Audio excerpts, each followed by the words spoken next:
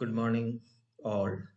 Today we are going to discuss new topic: written communication and oral communication. So, we are going to discuss what are the differences between written communication and oral communication. Verbal communication can be divided into two types. Last class നമ്മൾ പഠിച്ചിട്ടുണ്ടായിരുന്നു verbal communication and non-verbal communication. Verbal communication means communication by using words. അല്ലെ? അപ്പോൾ ഇവിടെ നമുക്ക് എന്ത് ചെയ്യാൻ പറ്റും? ഈ ഒരു verbal communication നമുക്ക് എന്ത് ചെയ്യാൻ പറ്റും? Can be divided into two, written communication and oral communication. അപ്പോൾ നമ്മൾ പിന്നെ വേർഡ്സ് ഉപയോഗിച്ചുകൊണ്ട് അല്ലെ വേർഡ്സ് ഉപയോഗിച്ചുകൊണ്ടുള്ള കമ്മ്യൂണിക്കേഷനെ രണ്ടാക്കാൻ പറ്റും നമുക്ക് written communication and oral communication അല്ലെ? വേർഡ്സുകൾ നമ്മൾ ഏതൊക്കെ ഫോർമാറ്റിൽ ഉപയോഗിക്കാറുണ്ട്, ഏതൊക്കെ ഫോമിൽ ഉപയോഗിക്കാറുണ്ട്? റിട്ടൺ ഫോമിൽ ഉപയോഗിക്കാറുണ്ട്, അതുപോലെ തന്നെ സ്പോക്കൺ ഫോമിൽ ഉപയോഗിക്കാറുണ്ട്. അത് തന്നെയാണ് ഇവിടെ പറയുന്നത്. Verbal communication can be divided in two types: written communication and oral communication. Okay, then നോക്കാം വൺ ബൈ വൺ ആയിട്ട് what are the differences between written communication and oral communication. Written communication make use of symbols. സിമ്പിളുകളാണ് ഉപയോഗിക്കുന്നത്.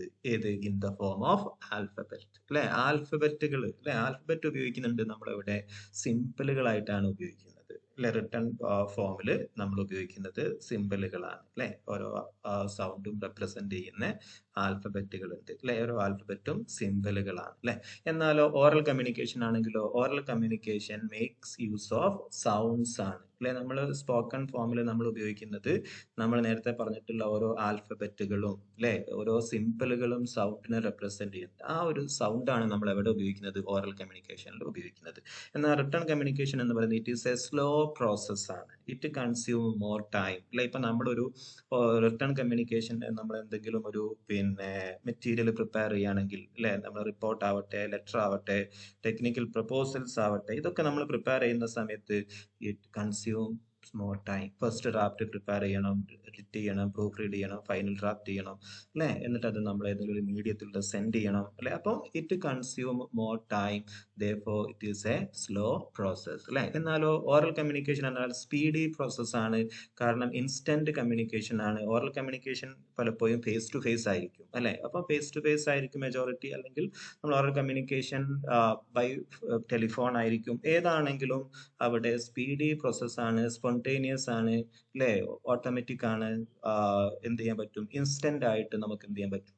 പരസ്പരം information exchange ചെയ്യാൻ പറ്റും. എന്നാൽ written communication എന്ന് പറയുന്നത് ലീഗലി വാലിഡ് ആണ് അല്ലെ? നമ്മൾ ഫ്യൂച്ചർ റെഫറൻസിന് വേണ്ടിയിട്ടൊക്കെ നമുക്കത് ഫയൽ ചെയ്ത് വെക്കാൻ പറ്റും.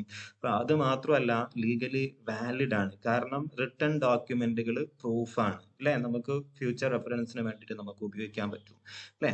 എന്നാലോ ഓറൽ കമ്മ്യൂണിക്കേഷൻ എന്ന് പറഞ്ഞാൽ ഒരിക്കലും എന്തല്ല? ലീഗലി വാലിഡ് അല്ല. കാരണം അത് നമുക്ക് സ്റ്റോർ ചെയ്ത് വെക്കാൻ പറ്റില്ല ഫ്യൂച്ചർ റെഫറൻസിന് വേണ്ടിയിട്ട് അല്ലെ? നമ്മൾ സംസാരിച്ചു കഴിഞ്ഞാൽ അത് എഫെമറൽ ആണ്, ഷോർട്ട് ലിവിങ് ആണ് അല്ലെ? ഒരിക്കലും നമുക്ക് അതിനെ സ്റ്റോർ ചെയ്ത് വെക്കാൻ പറ്റില്ല അല്ലെ?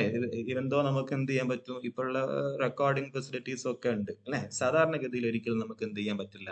ഓറൽ കമ്മ്യൂണിക്കേഷനെ ലീഗലി വാലിഡ് ആവാറില്ല അല്ലെ? Immediate feedback is not possible. In the case of written communication immediate feedback ഇല്ല, ഇമ്മീഡിയറ്റ് റീപ്ലൈ എന്തല്ല?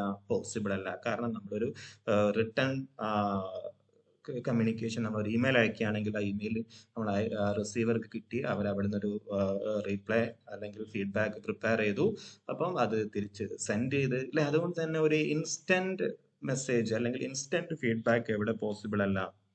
റിട്ടൺ കമ്മ്യൂണിക്കേഷൻ പോസിബിൾ അല്ല. എന്നാൽ oral communication immediate feedback is possible അല്ലെ? അപ്പം ഓറൽ കമ്മ്യൂണിക്കേഷൻ ആവുന്ന സമയത്ത് ഫേസ് ടു ഫേസ് ആയിരിക്കും, അല്ലെങ്കിൽ ടെലിഫോണിക് ആയിരിക്കും, എന്താണെങ്കിലും ഇൻസ്റ്റന്റ് ആയിട്ട് ഇമ്മീഡിയറ്റ് ആയിട്ട് എന്ത് ഫീഡ്ബാക്ക് കിട്ടും, അല്ലെങ്കിൽ റീപ്ലൈ പോസിബിൾ ആണ്. No fear of interruption by the audience അല്ലെ? അപ്പോൾ ഒരിക്കലും റിട്ടൺ കമ്മ്യൂണിക്കേഷനിൽ എന്തുണ്ടാവില്ല?